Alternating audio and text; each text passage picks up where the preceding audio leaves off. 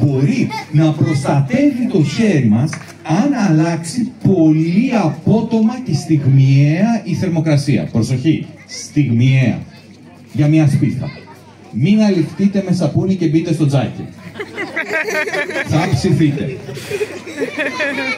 Χαίρομαι που συνεννοηθήκαμε. Το πολύ σαπούνι θα τον προστατεύσει από μια στιγμιαία φλόγα, αλλά μέχρι εκεί. Οπότε, σαπουνίστηκε, είμαι ικανοποιημένος από τη σαπουνάδα. Πάρε τώρα πολύ αφρό. Δεν είναι έτοιμος αφρός. Δεν έχουμε αφρό. Είτε εννοείται δεν έχουμε αφρό. Περιμένετε ρε παιδιά, δεν είναι τόσο δύσκολο. Έχουν όλοι πτυχίο. Μαρία, ο αφρός στα φτιαχτεί αν είναι κάτω από τη στάθμη του νερού. Μα τώρα μου λέει άλλη βάλτε από πάνω. Είπα στο όριο. Αυτό είναι ένα πολύ ενδιαφέρον πράγμα που παρατηρείτε και λέει πολλά για την κατάστασή μας σαν χώρα.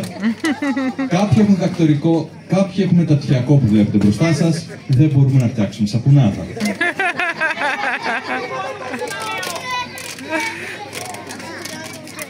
Εντάξει, τα καταφέραμε.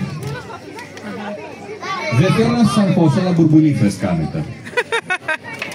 Τέλεια, έχουμε αφρό, θα πάρουμε πολύ αφρό. Εγώ θα κάνω στην άκρη, να μην σας κόβω τη θέα. Όλο τον αφρό.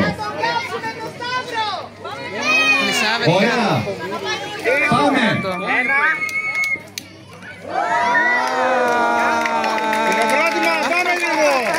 Πάμε άλλη μία. Φτιάξε αφρό. Πολύ αφρό. Όπως βλέπετε τα χέρια του είναι απολύτως ασφαλή. Γιατί στιγμιαία που δημιουργήθηκε η φλόγα, το σαπούνι μπορεί να τον προστατεύσει. Σε αυτό το σημείο θα ξανατονίσουμε ότι αυτά τα πειράματα δεν τα κάνετε στο σπίτι. Για τον πολύ απλό λόγο ότι μετά θα μας βρουν οι γονείς σας στο χημικό και θα μας κρεμάσουν μπροστά από το κηλικείο. Το οποίο χαροποιεί ιδιαίτερα εσάς βλέπω, αλλά δεν χαροποιεί ιδιαίτερα εμένα. Έχουμε αφρό! Τέλεια, έτσι αυτός είναι αφρός. Αν ξέρετε πολύ τα χέρια. 3, 2, 1.